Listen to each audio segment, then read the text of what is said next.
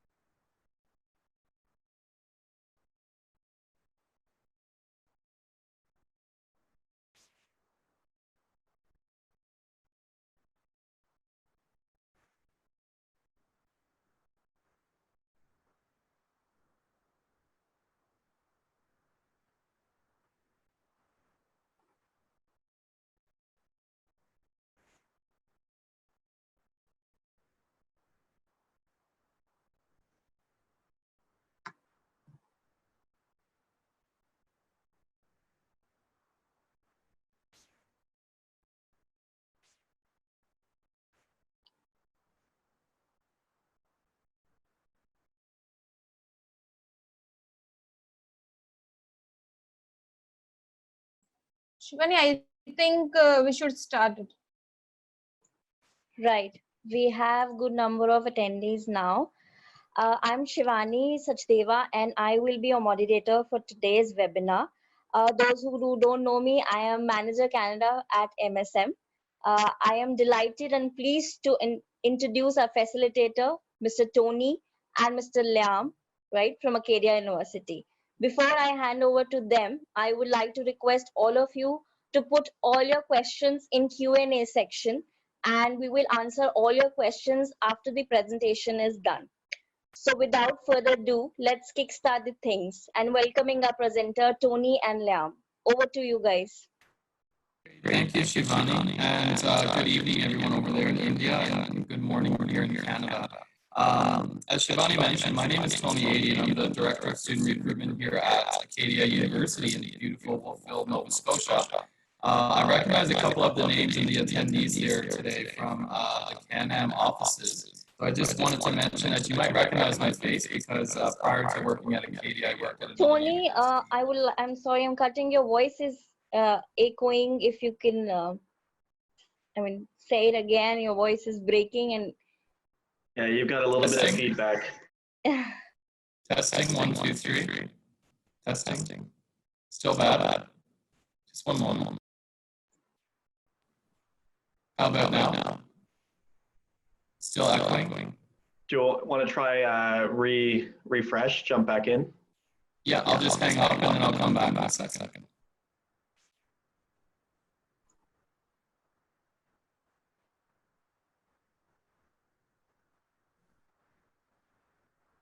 The wonders of technology. We love it, but sometimes we hate it.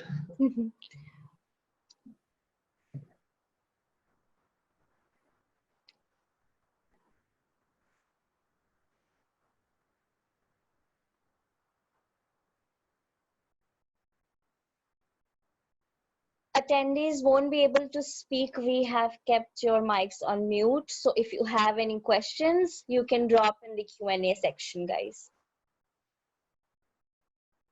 Testing, 1, 2, 3. You're good to go. Yes. Great.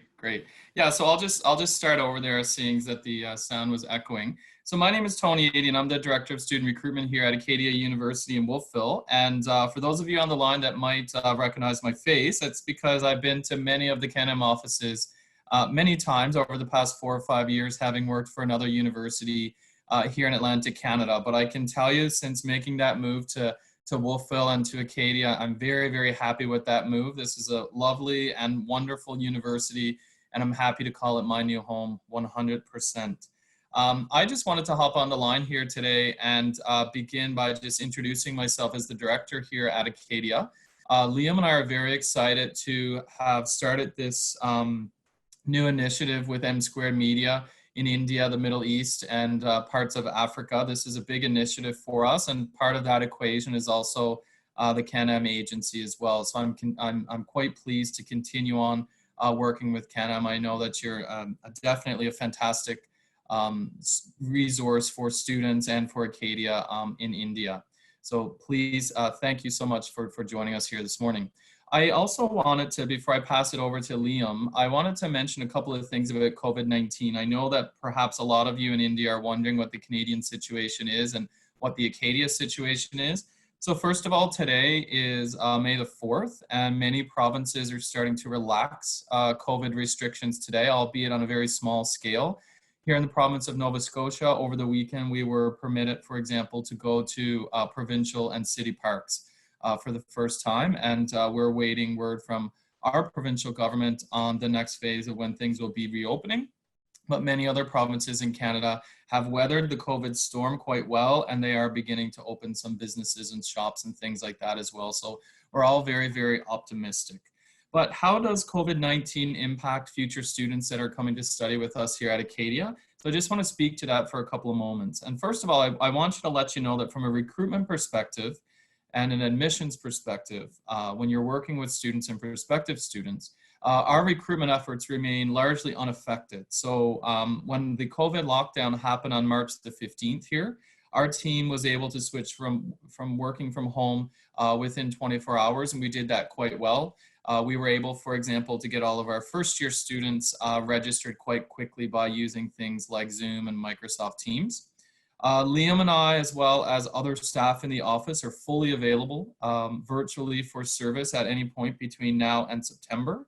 Also, in the next couple of weeks or so, you should inform students, those that have already applied to Acadia or thinking of applying to Acadia, that we will be coming out with some relevant news for what September looks like and what our plan of action will be.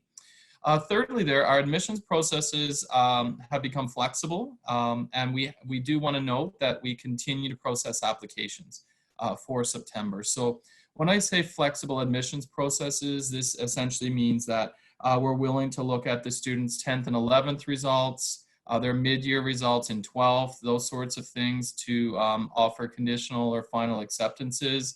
I know that there are some issues and concerns with students not being able to write IELTS or TOEFL tests. So for that reason, for this year only, we are accepting Duolingo exams, those sorts of things.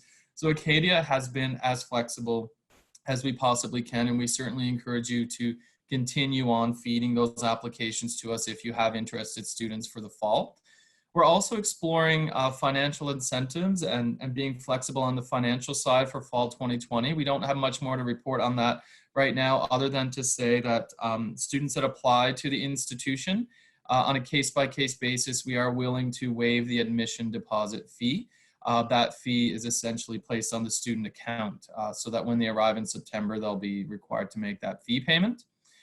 So yeah, we are full steam ahead for fall 2020, and we are making various contingency plans, whether we be teaching traditionally in class, virtually, online, or some combination of in-class and virtual for fall 2020. We're just not quite there yet. I think we're getting to a point here in Canada where we expect word any day from our government. So once we have that word, we can make our decision and then share that with our relevant partners accordingly. Most importantly, Liam and I are here for you, and we're here for the students. We will offer a fall 2020 semester. We're just not 100% sure what that looks like yet. And with that, I do want to pass it over to our manager of International Recruitment, the one and only Liam Dutton. So there you go, Liam, over to you, and I'll see you a little bit later today. Sounds good. Thank you, Tony. All right, so I'll get into the meat of the presentation. I know that Acadia and CanAm have worked together for a number of years now, not as closely as we would have liked, but now with the opportunities that we have available with our partnership with M Square, as well as the focus of our institution on internationalization, between Tony and myself, we'll be able to better increase this partnership. And hopefully, after learning a little bit more about who Acadia is, where we are and what we do, there'll be some more students that come to mind for all of you that would be a good fit for us. So in terms of location, Acadia sits on the east coast of Canada in Nova Scotia. Some of you might be aware of Dalhousie, for example, which is the largest university on the East Coast. We're just a short drive down the road from Dalhousie, sitting right there in Nova Scotia.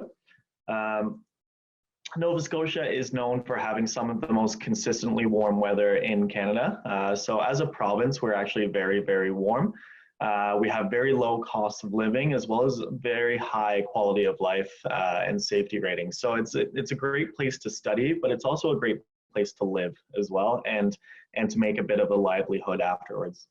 We're known for our beautiful communities, our focus on families, our tides, our seafood. Very similar to maybe the south of India in terms of the reliance on the ocean and things like that. The capital of our province is Halifax. That's where the international airport is. Halifax has a population of about 550,000, so it's not a massive city, but it's still a decently good sized city in terms of how big Canada is as a whole. If you look at this lovely map that I managed to draw here, at the top of the screen, you'll see Wolfville, and there's the Acadia A, and then there's a little star where Halifax is, and then the airport noted by the airplane. So it's about a 45 to 55-minute drive to either the airport or Halifax itself. So it's just basically a combination of towns and villages from the city out to us. For those of you that might be more familiar with Toronto and the Toronto region, the same drive from downtown Toronto to Burlington, for example, or even around the Hamilton area, that would be similar to us. So once you drive from the city, you just go from town to town to town to town until you get to us in Wolfville. So it's all one road. It's all very easily connected. It's very short and very simple. When you get to Wolfville, you'll see the exit 10 sign, and we've been consistently noted as one of the top university towns in Canada, one of the top 3 main streets in North America. It's a wonderful little town area to be in. It is very much a student town, a college town, in the sense that there's a perfect blend between the university and the college, the town area. A lot of the residents that live in the town are either professors or parents of students. They could be staff members. For example, I live pretty much right next to the campus, so my students see me all the time. And Tony lives right next to me, so once students start becoming more familiar with him, they'll get that same personalized approach as we offer with everything that we do. The town of Wolfville itself, it's not a big city. It is very much a university town. It has about 4,500 full-time residents, but it's got the great diversity that Acadia offers with it. So lots of restaurants, cafes, coffee shops, shopping, things like that. You'll move down Main Street and get to the university itself. So Acadia almost doubles the town's population. So there is an entire focus on the school. Acadia is the 7th oldest university in Canada. So we have a very rich history and a very long history of doing things very well. We have over 65 countries represented. We're about 18% international right now, and we're hoping to get to 20, if not 22, 23%. That would be a goal of ours, and which is why we're working with M Square to increase that international representation. We have an average class size of 28, but most of all, we have one big community and one big family. And that's what we consistently say our students are to us, is family. Ever since the Canadian rankings have existed, so that's the Maclean's rankings, Acadia has always been in the top 5 in our category, and that's the 3rd category, which is primarily undergraduate. So schools like Trent, UMBC, Lethbridge, Mount Allison, CBU, all of those schools are in our category. We've always been in the top 5, never ranked outside of the top 5, and we've always been #1 in Nova Scotia. So like I said, it's a long history of doing things very well. We're a very, very good school, but very consistently good school, which is important for students. Here's our big, beautiful campus.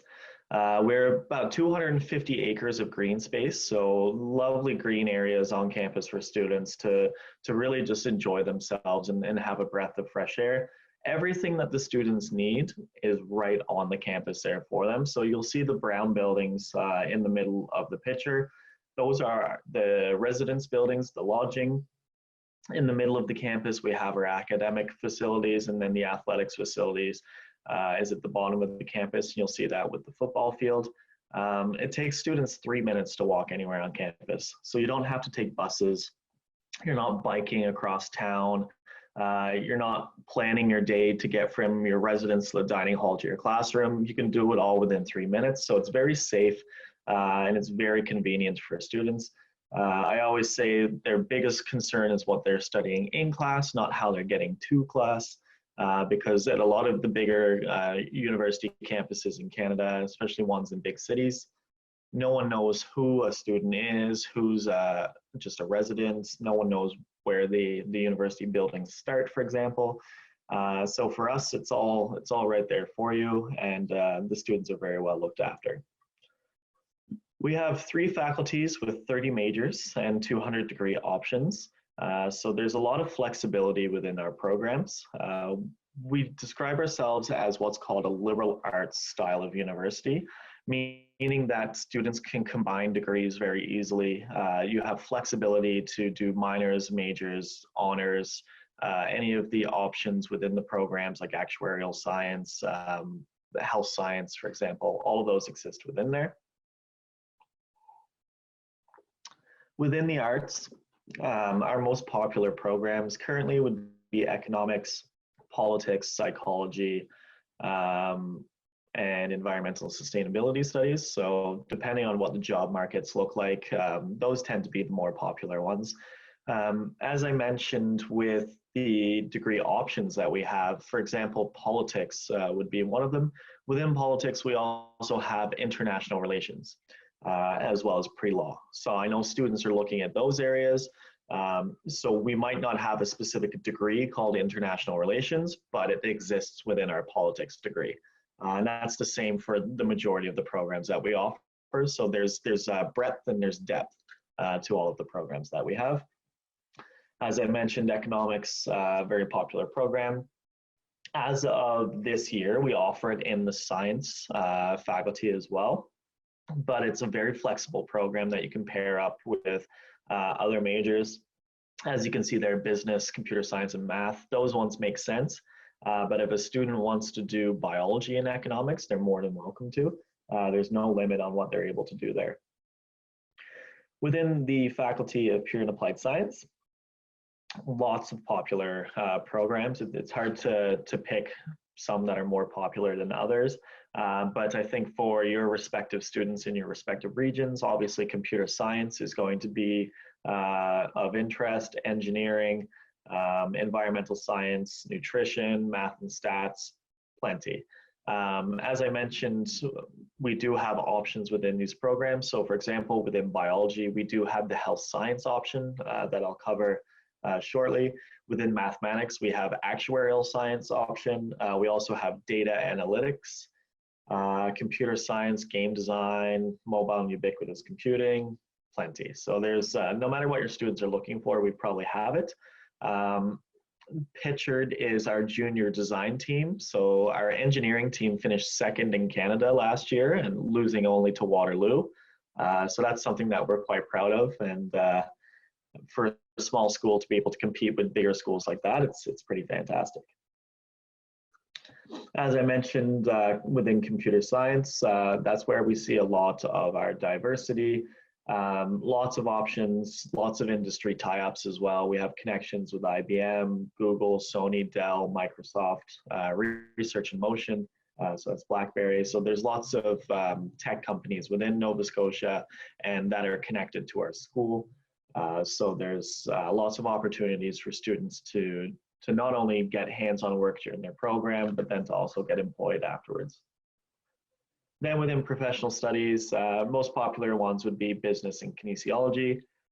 Although we do have some students from India that are interested in music. I think I had 2 students do the audition this year, so that was pretty fantastic. Within the business administration program, this is where we have 7 different majors / options. So accounting, marketing, and finance would be the more popular 3. The business technology management is an interesting one as well. It's a 50-50 blend between computer science and business. So there's obviously plenty of job opportunities within that field as well. I mentioned the health science option. So for those of you that have students that are interested in pursuing medicine or dentistry or physiotherapy, obviously you all know that these programs are not direct entry in Canada, and they're very difficult to get into anyway. But Acadia has one of the highest success rates in the country of students getting accepted into medical programs. We're very, very, very good at it from a wide variety of programs. Chemistry being a very big one, and even students in psychology, economics. We've had students from music get into medicine because of this option that we have. So with the health science option, the students have a selected package of courses. It's basically what you would call biomedical sciences or a pre-medical program. It's just packaged very differently. We do have a health science advisor who works with these students one-on-one. Helen will help them do course registration. She'll help them with their CVs. She'll do practice MCATs with them. So basically they have a guaranteed advisor across their 4 years to help them reach their end goal of getting into medical school or dental school. Admissions guidelines are quite straightforward. If you have students coming from CBSE, 60% overall. Within A levels, we're looking for a minimum of 2 A levels with a B or a C. IB is about a 26. Other boards would be 50%. Other curriculums would be 7 out of 10. One thing to note that is interesting for Acadia is that we can accept students into BBA and computer science without math. So we know many students won't do math in 12th, they'll just do it up to 10th. If they do not have mathematics and they still want to take either business or computer science, then Acadia is a very good school for them. And basically the way that works is in their first semester, they'll take 1 additional math course. That's basically university preparatory math, but it's free. And it's just added into their program. So we have a lot of students take advantage of that from India and the Middle East. And then there are specific mission guidelines, but you can view those all on the webpage. In terms of cost, Acadia is the most affordable top 5 school in Canada. So in terms of total cost, you're getting the highest ranking for the lowest cost. It's about 17,884 Canadian dollars for international student tuition. Your total cost for the year with everything included is about 30,000 Canadian dollars all in. So that's all of your fees, your books, your living costs, all of that included. So quite affordable, but to make it even more affordable, we award over $4 million in scholarships and financial aid. This is an automatic process. So if students have the right grades, as soon as they apply, they'll be automatically considered for these scholarships. Our major scholarship awards, so the really big amounts, the deadline for that is March 1st. But if students still apply after that date, they'll still be considered for regular entrance scholarships. So if you still have students applying now, they'll still be considered for various amounts of money. It won't be $60,000, but it could still be 12 to 15. It just depends on their scores. In terms of supporting our students, we're a smaller school, so we're able to look after students one-on-one. So students get a lot of support, and because of that, our GPA and our grades tend to be quite high because the students get all of the assistance that they need. And then something that we're most proud of is our co-op program. So we have the highest ranked co-op program in our category. We actually have the same certification as Waterloo, and Waterloo invented co-op. So this is something we're very pleased with.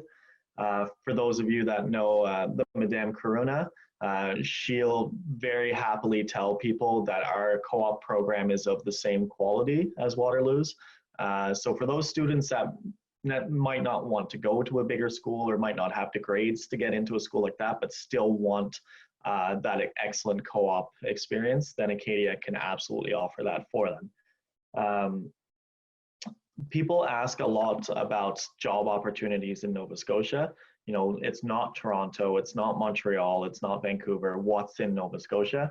The Prime Minister last month just announced almost $500 million in federal funds to support youth employment within Nova Scotia. So now is the perfect time for students to be coming here because there's lots more jobs that are available. We actually have a surplus of jobs in certain fields now. And then also, and notes the citizenship ceremony in Wolfville. Most of you will be aware that Nova Scotia is part of the Atlantic Immigration Pilot Program, AIPP, so that's the fast track PR. So students can get their PR within 6 months, they're getting jobs, they're getting employed. It's a great opportunity for them to start their lives here and for it to be more affordable. We're 30% more affordable than Toronto. So I know many of you hear stories about 8 or 10 students living together in one apartment because rent is so high. For us, it's more affordable than you could ever imagine. It's about $400 a month for a room here versus about $1,200 to $1,600 that you'd see in Toronto. So yeah, if costs a concern, then this is a great place to be. We have student exchange in many countries with many different schools. So students can still go to Australia if they want to. They can still go to the UK. They can go to Brazil and get student exchange experience. Residence is guaranteed for all 4 years. So if a student wants to live on campus, they're more than able to do so. We have single rooms, double rooms. We do have an all-female residence as well for those of you dealing with fathers that might be concerned. And then in our dining hall, wonderful food. We do have an entire vegetarian section, and all of our produce and fruit comes fresh from the farm that we have on campus as well. And lots of clubs and societies for students to get involved in, plenty of sports, plenty of volunteering opportunities, Model UN, debate, Dugam Vedabura, things like that for students to continue with. And then in terms of application process, it's very straightforward. We have right now, it's about a 3-day turnaround, 2 to 3 days in terms of processing time. Sometimes it's even same day. So if you do have applications in mind, please submit them. And as Tony said, being flexible with the application process. If you are sending us the documents, then they don't need to be official. Anything that comes from the agency, we consider official. We will accept the IELTS indicator test as well as the Duolingo DET. So if students are submitting language tests, we'll accept whatever we have. Same with grades. Whatever grades and results are available, we'll work with those students. We'll work with you to see what is available and then make admissions decisions as we're able to. But yeah, it is flexible, and we do understand that this situation has made things very difficult for everyone. Moving forward, important dates to keep note of. October 1st is when our application opens for fall 2021. The application is open now for January as well. So if you have students that are going to miss the September intake, then they can still apply. They can apply for January now. And then, as I mentioned, the major scholarship deadline is March 1st. And hopefully we'll be seeing students move in on September 5th. For you and your students to stay involved, social media is there for you at New to Acadia U for everything that we have, but then also being able to contact me at any time. Acceptable Duolingo score is 115. So it's the equivalent of a 6.5. It's the upper end of the scale for it, because I think it goes to 105 to 115 for 6.5. So we're looking for a 115. For students that have done CBSE, however, we do not require IELTS. Basically, for any students that have studied in an English medium, so if their schooling is in English, then we accept that as English proficiency. So yeah, we don't actually require English results for those students. So Shivani, that takes me to the end. Yes, Liam, thank you so much for a great You're very welcome. presentation. Shall we start with the question answer round? Yeah. So we get a lot of questions that what is the gap after the grade 12 would be accepted? How much gap would be accepted after grade 12? So would you like to answer this? Yep. Yeah, so our Acadia's philosophy overall is basically whatever the government allows, will allow it. So if a student is able to get their study permits, then the Acadia doesn't have any stipulations on what the requirements are there. But typically 3 to 5 years is kind of what we see. So because we have, we're primarily undergraduate, most students applying to us would be from that 16 to 21, 22 years of age range. We don't see a lot of older students. All right, great. So there's another question which students and agents usually have, that do we accept students for EAP with EAPs since students are not meeting the English requirement? Yeah, if students don't meet our language requirements, then they can be accepted directly into our EAP program. So that's our English language program. And we'll give them a dual offer of admission. So we'll admit them into language plus their degree program, and it's a guaranteed transfer. All right. What are the, are there any options of working on campus? Yeah, so we have over 1,000 employment opportunities on campus and within the town itself. The current minimum wage in Nova Scotia is, I believe it's $12.50 an hour. We're actually the 4th highest in Canada now. So students can earn about $1,000 a month through part-time work, which covers their living costs, which is fantastic. And then it's plenty of opportunities within on-campus restaurants, bookstores, the athletics facilities. There's a wide variety. So it really just depends on what the student's looking for. Can I brief on the PR prospects after completing a bachelor degree? Yes, I know PR is what everyone wants. So as I mentioned, Nova Scotia is part of the AIPP, the Atlantic Immigration Pilot Program, or AIP. Nova Scotia is the best province in Atlantic Canada for it because we have the highest number of AIP opportunities.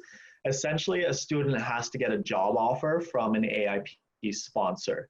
We have over 1,000 sponsors, and it's organizations like Research in Motion, RBC, even all the way down to Jane's Accounting Store. Like it's really big and really small, but all of our co-op employers are AIP sponsors. So it's a pathway for our students. We very intentionally work with those AIP sponsors because we want students to get into co-op. Then they become familiar with who the students are, the work that they do, and then they get employed immediately after. We have a 97% employment rate within 3 months of graduation. So students have plenty of PR opportunities. And then if they get their PR in Nova Scotia, they can go anywhere else in Canada with it. They're not limited. The benefits of getting it in Nova Scotia is there's less competition. And we have those pathways that the rest of Canada doesn't have. Right, Liam. There are a few questions which have come up.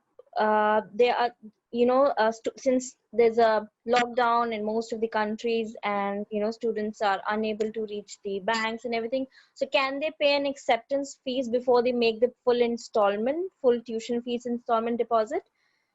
Yeah, so what we ask for, basically the process would be if a student decides they're coming to Acadia, they will need to pay a $150 confirmation deposit. They can pay that anytime between now and the first day of class. That tells us that, yes, the student is coming to Acadia. Then what we ask for is 50% of their tuition only. So it's about 8,000 Canadian dollars. We ask that for any time between now and their arrival on campus. So we're very flexible. We understand that, you know, banks are closed, payments might not happen. So yeah, anytime between now and then, as long as they have their confirmation deposit, the $150, and that can be paid with credit card or otherwise. As long as we have that, we have their space saved for them and there's no issues. Right. There's a question, do you accept conditional applications? Conditional applications meaning what? Students who are pursuing their grade 12th, and they are students who are yet to take the examination. There are certain boards which are yet to complete the examination. Yeah, no problem. We'll use their pre-board results for admissions anyway. So yeah. Right. We basically accept anything. We're very, very easy and very flexible. All right.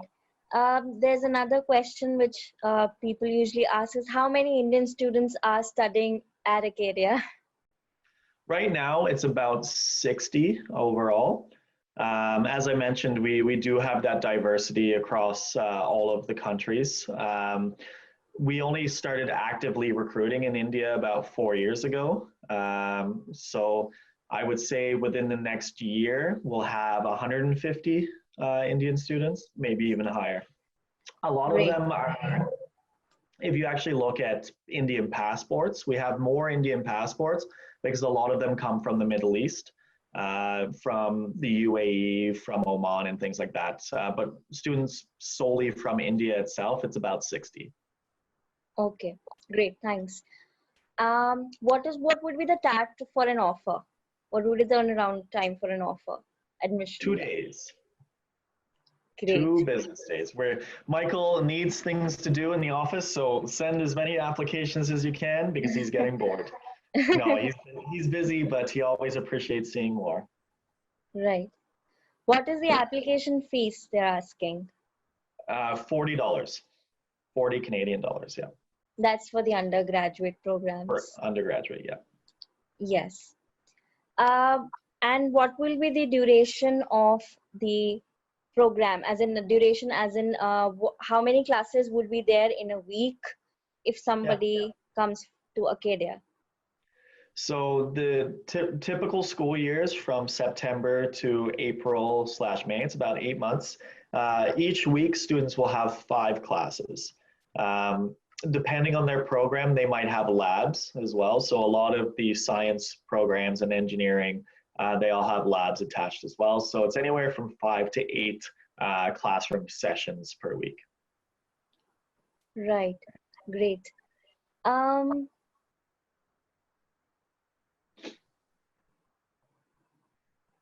When are we starting the January intake?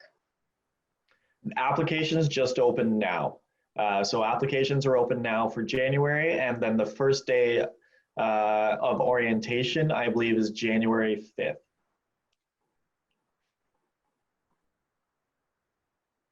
We just lost your voice. Oh, can you hear me now? Yes. Good. Yeah. So applications will stay open from now to probably the end of November. Thankfully, with SDS, the visa time is quite quick, which is nice. And then we expect students to come just after New Year for around January 4th, January 5th to start class on January 7th. Right. Great. Right, we have answered pretty much quite many questions. The only program that we don't accept for January is engineering. Everything else is okay, but no engineering for January. Right. Right, Liam. Anything else that would you like to add before we finish the webinar? I just want to say a big thank you to everyone on the line for the support that you've already given us over the last couple of years, and also the increased support that I know that we're going to see with this partnership moving forward. Acadia is very excited to continue growing our international portfolio, and obviously India is a very important piece in that. The students that we see coming from your organizations have been absolutely fantastic. So we appreciate not just the volume, but also the quality. And for Acadia, it's about fit more than it is for quantity. We want students that are going to come here and be successful, and they're looking for something a bit smaller and a bit more personalized. And ultimately, those students end up being more successful. So it does everyone justice to see those students be successful, and it brings our partnership closer together. I hope to see you all in person at some point soon.